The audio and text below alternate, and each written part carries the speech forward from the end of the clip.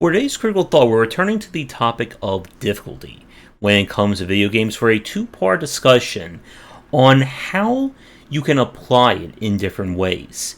For this part, we're going to be focusing on difficulty as a form of your progression curve, and how do you keep somebody entertained from beginning to end using it.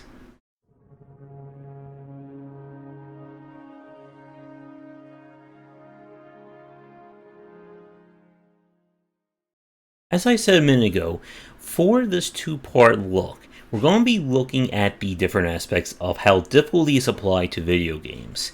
And we are not focusing on accessibility for today's video, so difficulty sliders, difficulty levels, things along those lines. We're focusing on difficulty as a form of your progression loop. And this is something very important for developers to understand, as every game, whether you are trying to make a masochistically difficult Super Meat Boy clone, or a casual Match 3 Candy Crush saga kind of game, will have to understand how difficulty is applied throughout the gameplay loop and the progression curve of it. Now, when we look at a lot of games that tend to fail when it comes to difficulty, it's often in one of two ways. The first is overwhelming the player with very spiky difficulties. As in, instead of it being like a general curve, it may go like up and then it goes down here, then a little bit further, then goes back up and then down, and it repeats like that. And the example up there with Resident Evil 8 is certainly a good case in point. The footage you're seeing is from the Lycan Village fight that occurs about 25 to 30 minutes in if you're playing this casually. And this is a huge spike in difficulty if you're playing it on hardcore and above. For anyone like on standard and casual, they're probably wondering what the hell I'm talking about. But the problem when we talk about with spikes along this line is that they can often be viewed as a colossal wall that just completely stops all progression in a game. And if it comes at the wrong time, or let's say it occurs before the player can properly prepare themselves, or at a point where their builds or their abilities aren't there, it can completely wreck you on a casual or blind playthrough. For expert players who already know everything to expect, it's just a routine at this point.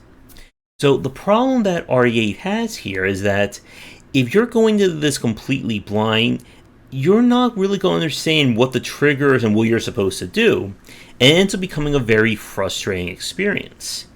Now, some will probably argue, well, what about Dark Souls? What about Souls-likes that start off on the harder side? And you see, the difference is that a Souls game is very similar to a Nintendo game or a Mario game, that a lot of the difficulty is built into the player's understanding of the mechanics. And one of the reasons why Souls games are typically harder in the start than they are at the end is that it really comes down to understanding what the game requires of you. So if we use my lovely little hands here for a second, that a Mario game would start here, while a Souls game would start here. And then what ends up happening is that a Souls game will get harder, but it doesn't get that much harder. Like, things do not get progressively more difficult at a huge rate. And what ends up happening is that in terms of the mastery and level required, a Mario game will typically hit the baseline or close to that of a Souls game at the very end or into its expert post-game challenges. And the reason why Nintendo can get away with that, again, is because it properly paces the progression through the game and through its difficulty from start to finish. With Resident Evil 8 here, a lot of the difficulty of this game stems from the first quarter, up until the end of Dimitrescu, hopefully I didn't butcher that too much, is Castle. Once you beat the true first boss of the game, a lot of the difficulty of RE8 goes away. You're able to explore, you're able to start getting the health and cooking upgrades. The game kind of moves away from scripted events for quite a while in terms of combat. And this is why I said in my review that the first quarter I felt was the weakest of RE8 because of these spikes and just making things worse for the player. Now, another area where developers will often mess up when it comes to difficulty in their games is with the escalation myth, that it's just always having to get harder and harder as you get through each level. And this is a way to compensate for the other fear that if the game doesn't get harder and you're just doing the same thing from beginning to end, you're going to get boring. And you're going to just stop wanting to play because it's just boring to just do the same thing again and again. And we see this in a lot of puzzle and kind of lesser platformer and action games where you're just repeating it. Maybe instead of a blue background, it's a red background. Instead of green enemies, it's yellow enemies and whatever. So what developers will do is they'll assume that I just need to keep making things difficult. So if we imagine a scale of 1 to 10, level 1 is difficulty level 1, level 2 is 2, 3 is 3, and we repeat that. And there's two problems with this. The first is that it's not scalable.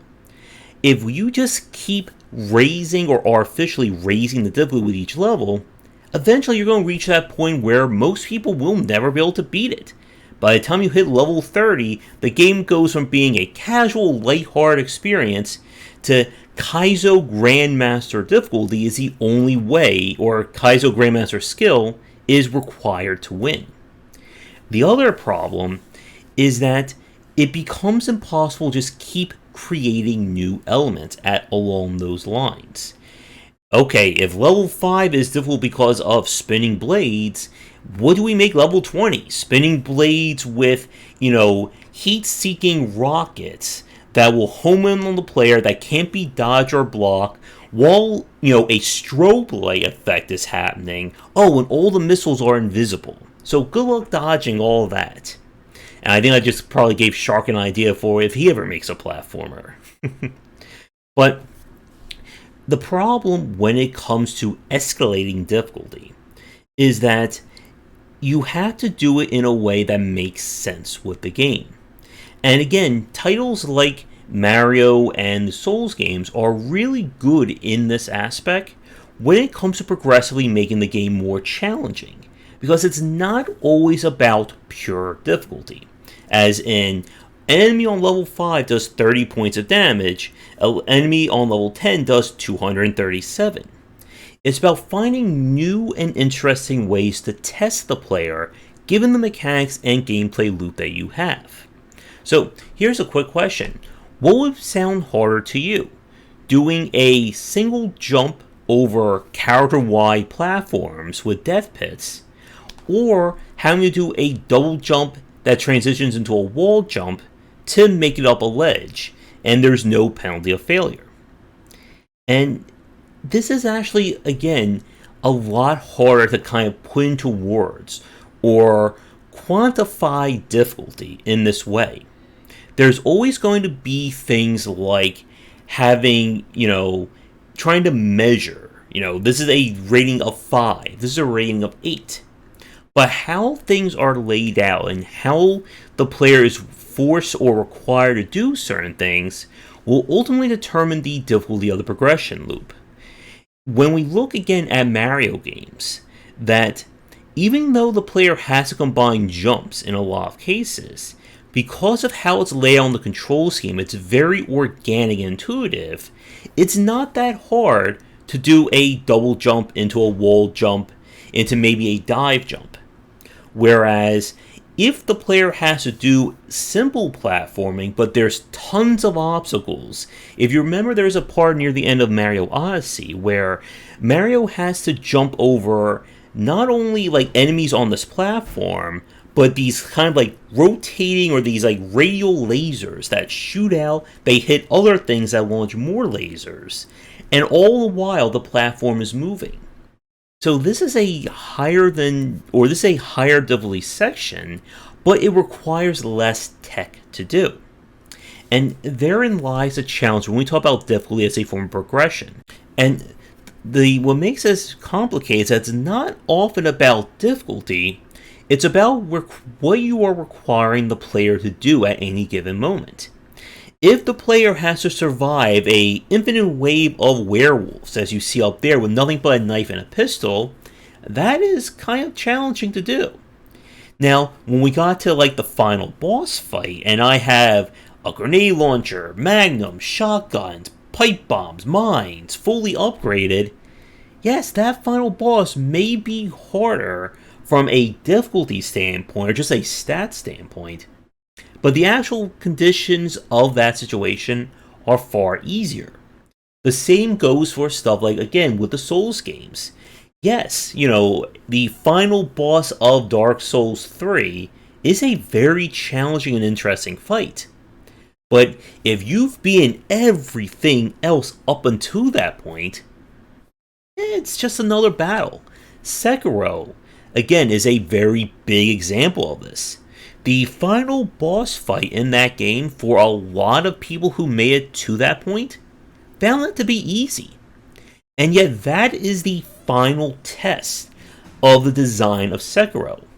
And the reason why a lot of those people found it easy is that it's not that much different from all the other battles you've done. Yes, I think it's if I'm trying to remember, I think it's a 4-stage or 4-phase fight.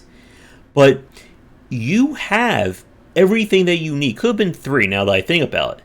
But you have all the skills at that point developed that you can handle that.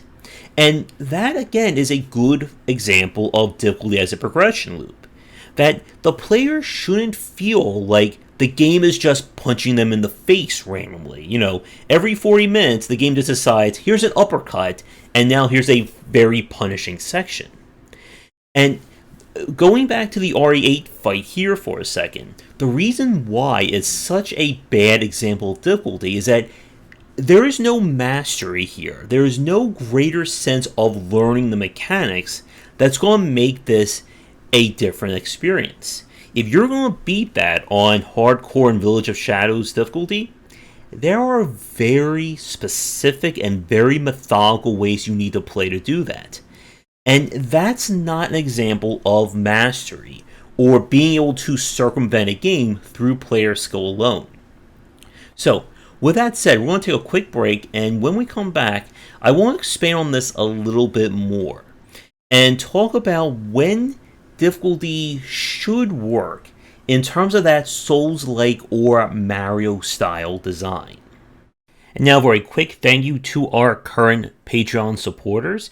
And if you're interested in my books on design, they are available at most major retailers. 20 Essential Games to Study is for first-time developers looking to be inspired, and the Game Design Deep Dive series covers the history and philosophy of major genres, with horror coming later in 2021. When we talk about difficulty as a form of progression, again, a lot of this is about how you present challenges to the player and the order in which they are shown.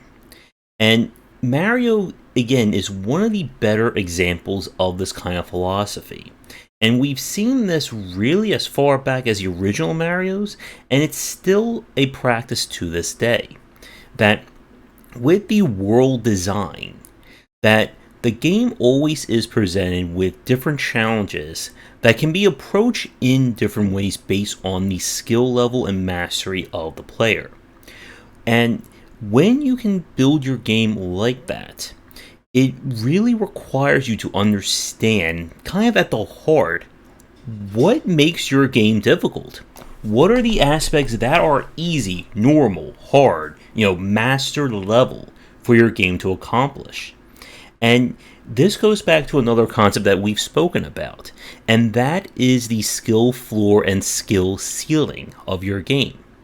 That you want to understand, at the bare minimum, what am I requiring my player base to do?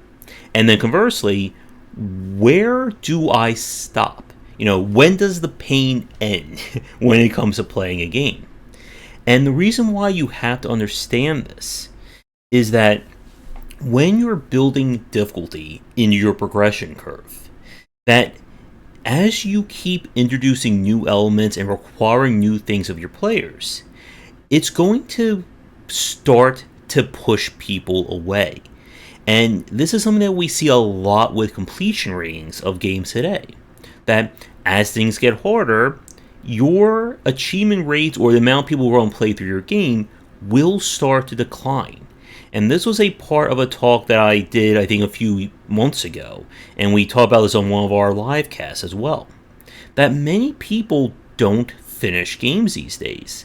And part of the reason for that is that they may just hit a point of, I can't play this game anymore. It's just too difficult. And a good progression curve and good level of mastery in your game will eventually allow you to just keep going at it. As you can see with me practicing my turtle shell skateboarding there. And this is another good reason about having multiple ways of being able to accomplish or get through a game. With the Mario titles, you only need, I think, 70 stars in order to, quote-unquote, beat the game. But if somebody wants to get all 120, they can certainly do that. But the more ways that you allow players to get through a challenge, it helps to cut down on the difficulty. It also means that your mechanics and your core gameplay are varied enough to accommodate that.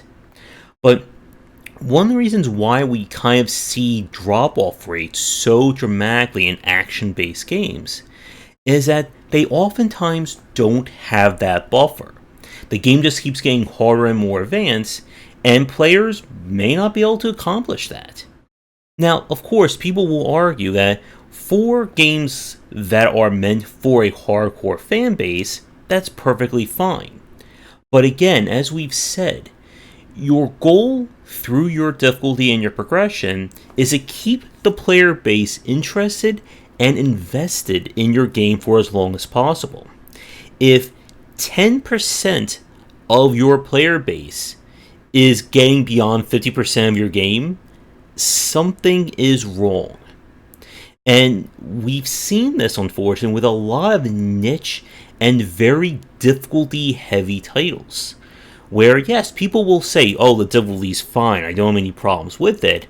But then when we look at the clear rate of the game, it may be less than 10%. In some cases, it may be even less than 5% of the people who have played this game have managed to finish it. I'm always curious, and again, without having a direct line to Nintendo, of knowing or having a rough idea of how many people who play test their games see them through to the end. And some magical day if they ever get on Steam, maybe we can track achievements. And I'm sure that will happen very soon, right? But to begin to wrap things up, your goal when it comes to difficulty in your progression loop is to introduce higher stakes and different stakes as your game goes on. And you want this to feel natural in terms of how things are going. You don't want to go from requiring the player level 1 do a simple jump over a pit to level 2 now do 20 blind jumps while avoiding Kaizo blocks, and it must be done pixel precise to avoid any hitbox mitigation. Because if difficulty is spiky, if it doesn't feel like the game is growing at a well done pace, players will oftentimes get frustrated. Now, for people who do have the higher skill, they're not going to feel this. Again, there are people who have played Resident Evil and Dark Souls, any other challenging game, and wondering, why are people complaining about the difficulty? I beat it fine. And again, everything about difficulty is going to be subjective. With a Mario game, again, you can have these different levels or different level designs that can be approached from a novice, moderate, and expert level play. And people will gravitate towards games that allow them to progress without feeling like they just got hit with a giant wall and that there's nothing more that they can do. So for those of you watching this, here's my question.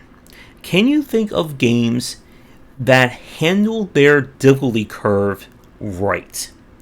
As in, even if the game is on the harder side, other than a Souls-like, it still kept the players going from beginning to end. And can you explain why you felt that way? Because another game that I didn't talk about in this piece would be something like the Ori games, that they do a very good job of keeping people invested, despite requiring a lot of advanced tech with their platforming. Let me know in the comments below, and as always, check out our Discord and Patreon, and come back for daily discussions on game design here and on game wisdom, where we examine the art and science of games. Until next time, take care.